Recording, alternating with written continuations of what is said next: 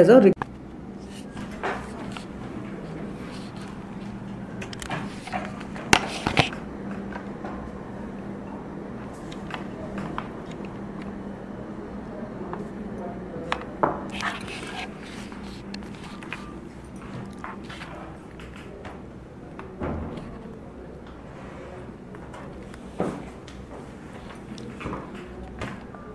A very good afternoon to one and all.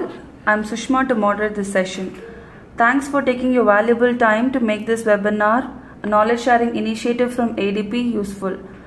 Today's webinar, Income Tax Return Filing for Salary Class. This is yet another interesting webinar from ADP, an initiative from ADP to help the HR leaders and key decision makers of organizations manage sensitive aspects of the HR process as per the business trends today. We aim at providing the maximum inputs to the audience with the latest market insights. Our presenter for the day is Mr. Arjit Agarwal. Ajit Agarwal, Legislative Compliance Officer at ADP India and an Associate Member of Institute of Chartered Accountants of India, ICAI, has written several articles on direct taxes that were published in the central regional newsletters of ICAI. He is an expert in handling income taxes and legislative compliances. Before starting this session, we would like to once again thank each one of you to have taken your valuable time to join us. We would like to inform you that if all of you would be put on the listen-only mode, we encourage our viewers to put forth questions that are related to today's topic and agenda. We will be pleased to answer those in the end of the session. Over to Mr. Arjit.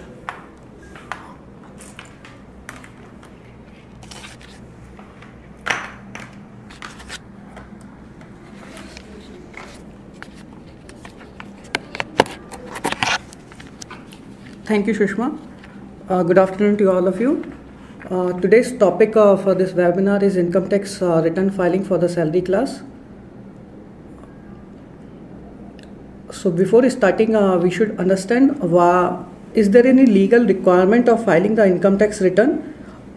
So it is a legal requirement of filing the income tax return if your income before the deductions under 80C, 80D is exceeding 2 lakhs for a normal non-senior citizen.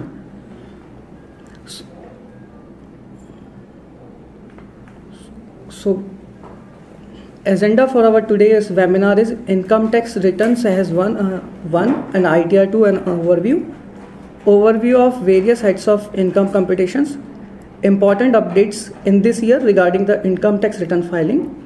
What is the importance of Form 26AS, a last date of filing ITR, and effect of non-compliance of filing the ITR before the due dates, and how to file the ITR as an overview, and last question and answers.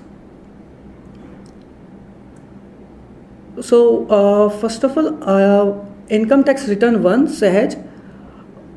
For this, who can use this income tax return and who cannot use this? This can be used by a salary person or the person who is having a house property from one house only and who is not carrying any brought forward loss from the previous year. The person who is having other sources income can also use this return. The person who cannot use this return is the person who is having more than one house property, who is having any loss which is carried forward from the previous year, who is having other sources income from winning from lottery or from race horses, who is having loss from other sources, who is having any exempt income which is exceeding 5,000, like PPF interest which is exempt. If a person is having a PPF account and he is earning 10,000 in interest, he cannot use this ITR 1. And if suppose of one person is having an agriculture income also which is exceeding 5,000, he cannot use this ITR as a return filing. A person who is having a capital gains PGBP, who is claiming a DTAA benefit of under section 1991, or who the person who is having an international assets also cannot use ITR 1. So the only persons which can use the ITR 1 is he is having salary income, he is having one property income and other sources income. So ITR2 who can file ITR2 is salary class, who is having a salary income, who is having a house property income, more than one house if he is having, he can use this ITR2 while filing the income tax return. The person who is having other sources income can also use this ITR2, sorry. If the exempt income is more than 5,000 also, he can use ITR2 in place of ITR1. The person who is having a capital gain, whether it is short term or long term, can also use this ITR. The person who cannot use this ITR is if a person is earning business or profession income. If a person is claiming a DTAA benefit like a 1991, he can also use this ITR. And the person who is having an assets abroad and he want to disclose those assets or information in ITR, they can use this ITR. So the next thing is how we are going to compute the various heads of income. So for salary head, we should refer to the form 16. And suppose in the one case, what happen if suppose an employer has given you a form 16, computation of salary income is not correct in your form 16, then you can correct the computation by yourself and you can fill the corrected value in the ITR. But in future you have to substain to the local jurisdictional officer that this is how I have computed the exempted income, and because of this I am filling this income in the ITR. It's like suppose your employer has issued form 16 of 4 lakh, but you by your calculation it's look like that your taxable salary income is 3,50,000 because of HRA or LTA, then you can file with the 3,50,000, but in future you have to have a documents and you have to substain to the local jurisdictional officer that see my employer has calculated 4 lakh as a salary income, but as per my calculation and the basis of the document which I am producing to you, my salary income should be 3,50,000. So that is the reason I am filling 3,50,000 in the ITR filing. So for house property, we need to see whether it is a self or a rented. If it is a self, then you have to compute interest as per the interest certificate, and if it is a rented house, you need to calculate the loss or income from house property on the basis of fair market value of the property less in municipal taxes less 30% deduction less interest on the house property.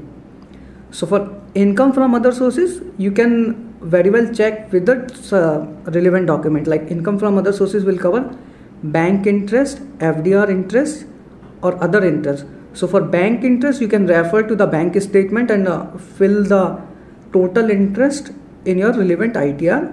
For FDRs also, you can take the certificate from the bank that for the current financial year, my interest accrued is 10,000 or 50,000, whatever the amount is, and I am filling that amount in the ITR. So for capital gains is to be calculated on the basis of type of capital assets and the period of holding. Capital assets is like your house property or something. If period of capital gain is to be bifurcated into two, short terms and the long terms. It is to be based on the period of holding of that particular assets. Like for shares, if it is less than 12 months, it is treated as a short term. And if the property is less than 36 months, it is to be treated as a short term. So basically the short term and long term is to be identified on the basis of period of holding and type of capital assets. There is a separate tax rate for short term capital gains and long term capital gains. So you need to calculate first this asset belongs to short term or the long term. If it is a short term, then you have to apply the particular rate of tax, and for long term capital gain you have to apply a particular rate of tax like 20% result for long term, and for short terms on shares is a different slabs, and other than shares you have to calculate on the basis of normal slab on which you are covering. While filing this ITR, few points you need to consider which are very important. Like if you have employed for more than one employee during the financial year, you need to club both the employer's salary while filing the ITR, and you have to fill TDS amount under two line items. like if you have employed for ABC company for the first 6 months and X company in the next 6 months, so you need to club ABC and X company's salary income as an income under the head salary. But while filling the TDS schedule, you need to show that from ABC company my salary income is this and the relevant TDS is this, and for Z company my salary income is this and the relevant TDS is this. You cannot club both the TDS amount in the TDS schedule. You have to bifurcate the TDS amount in the schedule. However, you can club the salary income in the salary schedule.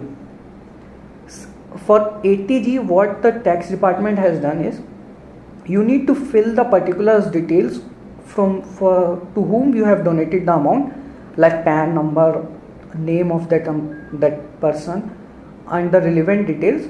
On the basis of that, software will automatically calculate your eligibility of 80G and it will be plugged to the chapter 6A deduction under 80G automatically. So you need not to, you cannot assume that I have paid 5,000 or 10,000 as a donation under section 80G. So same can be reduced from your income.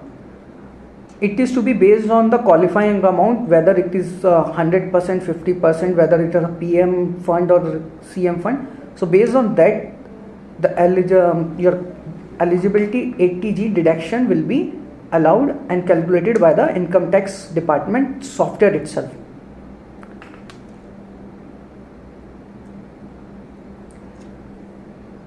In this year, in addition to the continuous previous year's ITRs, what updations or mandatory things they have done is, previous year there is an option that you can claim the refund in a paper form or in a bank directly, but they have disabled the facility of paper form.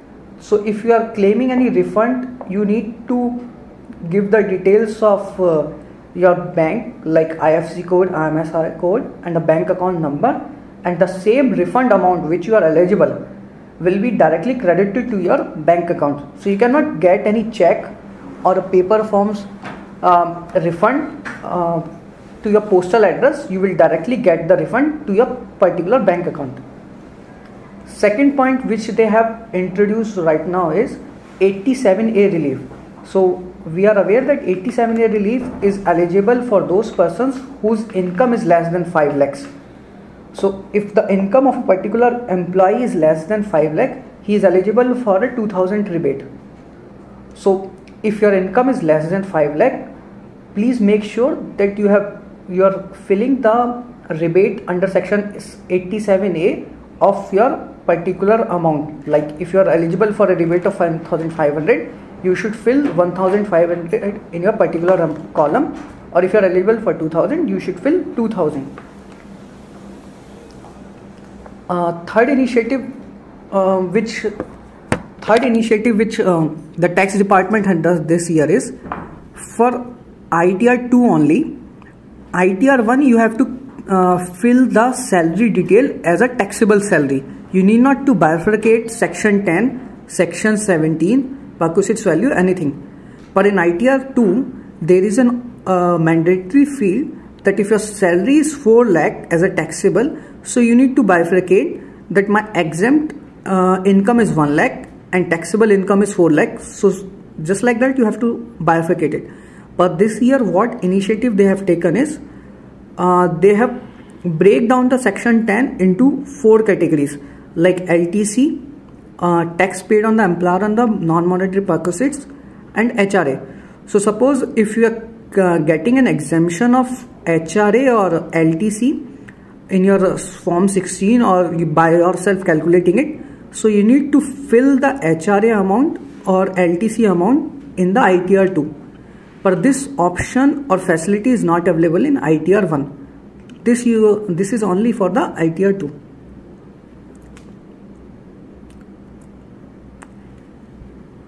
So now the basic understanding what is Form 26 AS is, what is the importance of Form 26 AS. So Form 26 AS is nothing, just a replicated of your Form 16 Part A, which your employer has given to you, which contains the income, credited or salary details, TDS amount which your employer has deducted, and at what date the TDS has deducted. All the particulars which are in your part A will be shown in the 26 AS. In addition to that, it will also show the self-assessment tax or advance tax which you have paid to the government, maybe by a online or by a physical to the bank. It will also show the refund amount which you get from the IT department during this financial year. So suppose your refund is due previous year and you receive the refund this year at, let's say, 10,000. So that 10,000 will reflect in your 26 AS. It will contain the AIR transactions also, like as we are aware that ARI transaction is when you are purchasing the property more than 30 lakhs, then your registrar need to file a AIR return which contains the PAN number of person who is purchasing or selling, amount of property. So these all details will be captured from his particular AIR return to the 26 AS. So while filing your ITR, one thing you need to make sure is your TDS amount which is deducted by the employer should be equal to the 26 AS. If suppose your employer has deducted 15,000, but your 26 AS shows 10,000, then you will get the credit of 10,000 only, and 5,000 will be a demand while processing the ITR. So you need to make sure that what TDS is deducted by your employer or by other persons, like for FDRs they used to deduct 10% if your interest is exceeding 5,000 or 10,000 as the case may be. So in that case also you need to make sure that what tax has been deducted by those person is reflecting in 26 AS. If it is not reflecting, system will automatically raise the trigger that your tax deducted eligibility is what the employer or the particular person has shown.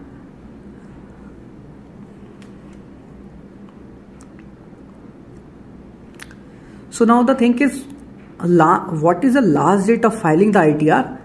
And if we are not filing the ITR within the last date, what will be the non-compliance because of not filing the ITR? So the last date of filing the ITR is 30th July, 30th September for the persons who are a company who is having a tax audit or who is having a partner of a firm. For those, tax audit is required. So basically for salary class, 31st July is the last date of filing the ITR. What will happen if we are not filing the ITR before 31st July? The few disadvantages is like that. If you're not filing the ITR before 31st July and you're filing the ITR in the month of December or March, you cannot revise that return. It's like that, if suppose you have filed the return today and you find a mistake that, oh, by mistake I have not put it the interest value in the ITR and I need to revise the return, and I'm not going to conceal any income. So in that you can revise the return. But if you're filing the return after 31st July, even though you find that I have done the mistake, you can go ahead and file the return, but that return which you are filing after the due date will not be a valid return. So basically indirectly you are concealing the income and you are not filing the ITR before the due date. Second thing for non-filing the ITR within due date is you will be liable for the interest. Interest will be calculated because of the reason that you have not filed the return on due date, or maybe you have not paid the advance tax, or there is a deferment of tax. As we know that for salary class there will not be any interest payable for deferment of tax or payment of advance tax, because the reason is employer itself has fully deducted the tax which is payable by the particular employee. But for other cases like you have certain income and you have to deposit a advance tax if your tax liability is more than 10,000 and you have not deposited that advance tax, then you will be liable for payment of simple interest. And if you have not deposited the tax within the limits, within the time period also, then you are also liable for an interest.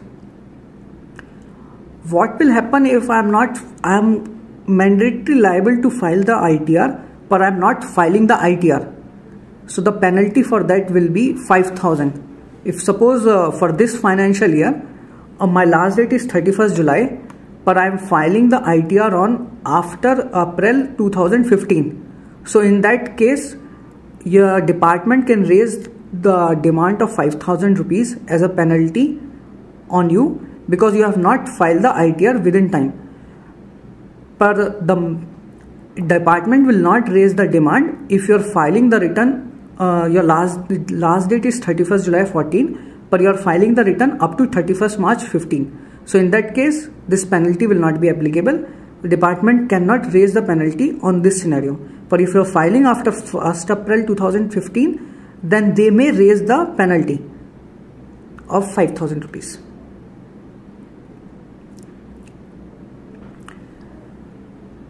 So the next thing is how to file the ITR. Just an overview ki how can we file the ITR.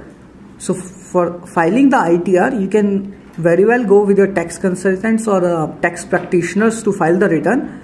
And even though if you think that you can file the ITR by your own end and you are comfortable enough to do the things, then you can go to the Income Tax India efiling.gov.in, log in or register there. For ITR 1, there is an option you can file in the website itself. So you can fill the details of your particular income or TDS, everything in the e-filing website itself. But for other than ITR 1, you need to download the Excel sheet or the Java utility, fill those details and then submit or file the form in the e-filing portal.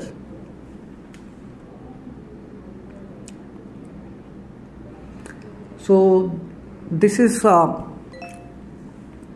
what all about the ITR filing and all.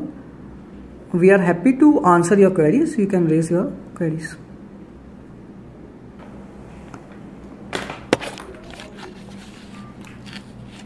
Audience, we hope that it was an interesting session and you've almost asked your questions and got right answers for them. But we wish to receive your feedbacks and questions. Please feel free to write to us. We have more webinars coming up this month. So we will be posting the details of the webinar on our website www.adp.in. The webinar section will have all the updated videos which will have the recordings of the past webinars. Feel free to write to us, and we also have a chat option on the website. If you have any questions, please feel free to write to us on that option too. We will be ready to answer them. Thank you so much, audience, for your valuable time and presence.